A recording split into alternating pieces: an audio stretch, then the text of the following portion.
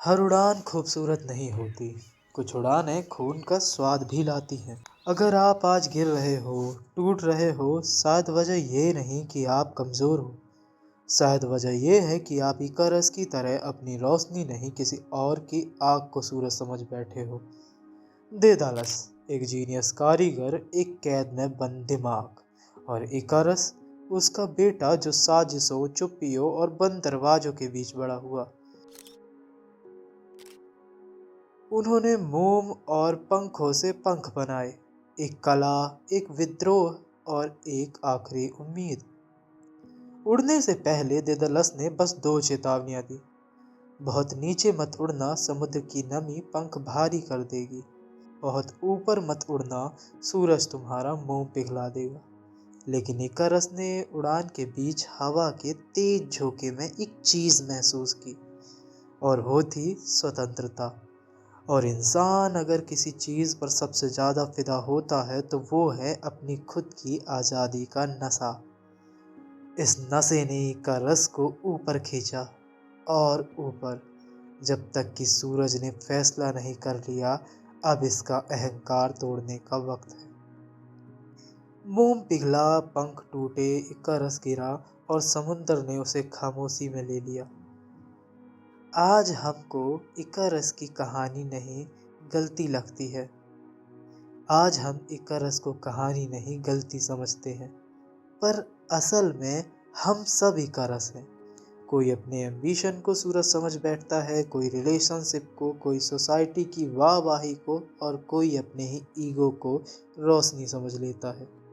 हर कोई उड़ता है, हर कोई चढ़ता है, और फिर एक दिन कोई आवाज़ आती है, बस थोड़ा और ऊपर।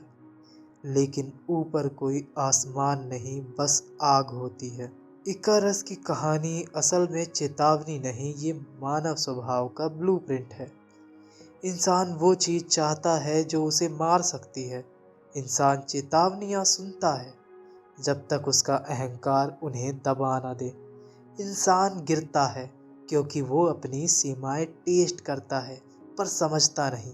और सच ये है, गिरना कभी गलत नहीं है। गलती है बिना समझे उड़ना। उड़ो लेकिन दिशा तय करके। ऊंचाई खतरनाक नहीं होती, बिना समझ की ऊंचाई खतरनाक होती है। अपनी इच्छाओं से दूरी रखो ताकि वो तुम्हें मैनिपुलेट ना कर सके। वो तुम्हारे गोल के बीच में बाधाएं न ला सके। ईगो को कभी अपने पंख मत बनाओ, क्योंकि अहंकार ही सबसे पहले डुबाता है। सच्चे पंख मेहनत के होते हैं, नशे के नहीं। और अहंकार एक नशा है। हर उड़ान से पहले दो सवाल पूछो। मैं किस चीज़ के पीछे भाग रहा हूँ? क्या ये मेरी है, या दुनिया ने मेरे सिर पर चढ़ा दी है? क्योंकि अक्सर हम उसे सच मान लेते हैं जो हमारे आसपास दोहराया जाता है। लोग हमेशा बोलेंगे लिमिटलेस बनो, पर खुद कभी लिमिट क्रॉस नहीं करते।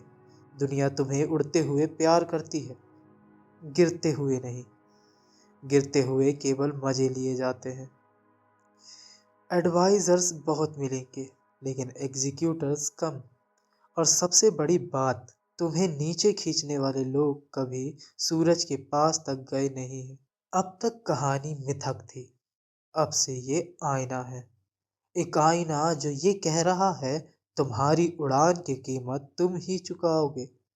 इसलिए उड़ो ज़रूर, पर समझ कर। रोशनी हमेशा अच्छी नहीं होती। कुछ रोशनियाँ जला भी देती हैं, और इंसान जलने की गंध देर से समझता है। इमेजिन, इकारस गिर रहा है, धीमे धीमे। समंदर की ठंडी हवा उसके चेहरे पर। मोम का गंध अब भी उसके हाथों में टपक रहा है।